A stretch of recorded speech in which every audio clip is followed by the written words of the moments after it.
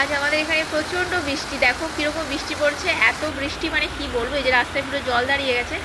আর এই যে বাচ্চাগুলো স্কুল থেকে আসছিল, ওরা এত মজা করছে, ভিজতে ভিজতে স্কুল থেকে বাড়ি ফিরছে। পরে যে ঠান্ডা লাগবে সেদিকে কোনো হুঁশ নেই। এই যে দেখো আমাদের রাস্তায় পুরো জল জমে গেছে। তো এইরকম একটা ওয়েদারে আমি এখন বানাবো লোটে মাছের ঝুড়ি। তো চলো আমি তোমাদের দেখাই আমি বানাচ্ছি কীভাবে লোটে মাছের ঝুড়িটা। আজ তো প্রচণ্ড বৃষ্টি হয়েছে, খাওয়াটা পুরো জমে যাবে। এই যে তেল গরম করেছিলাম, গরম হয়ে গেছে, পেঁয়াজগুলো ছেড়ে দিচ্ছি, বেশ অনেকটা পেঁয়াজ কুচি দিয়েছি। তো পেঁয়াজ কুচিটা একটু লাল লাল হয়ে ভাজা হয়ে গেলে তার উপরে আমি মানে কুচি কুচি করে আমি শুকনো লঙ্কা কেটে রেখেছিলাম আর কাঁচা লঙ্কা দিয়ে তারপরে আদা রসুনগুলোকে ছোটো ছোটো করে কেটে তার উপরে দিয়ে মাছগুলোকে দিয়ে দিলাম, নুন হলুদ লঙ্কা গুঁড়ো দিয়ে মাছটাকে কিছুক্ষণ ঢেকে রেখে দেবো যাতে মাছটা সেদ্ধ হয়ে যায়।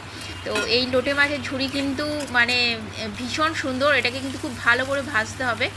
যতক্ষণ না মানে তেল বেরোচ্ছে ততক্ষণ মানে এটাকে ভাজতে হবে। যে ভাজা হয়ে গেছিলো, ওপর থেকে আমি ধনেপাতা আর একটু গোলমরিচ গুঁড়ো ছড়িয়ে এই যে ভাত খেতে বসে গেছিলাম।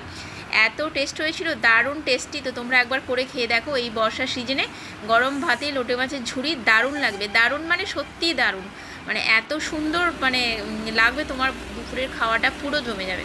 মানে তোমার খেয়ে মনে হবে হ্যাঁ আমি কিছু খেলাম। তো চলো বন্ধুরা, তোমরাও করে খেয়ে দেখো।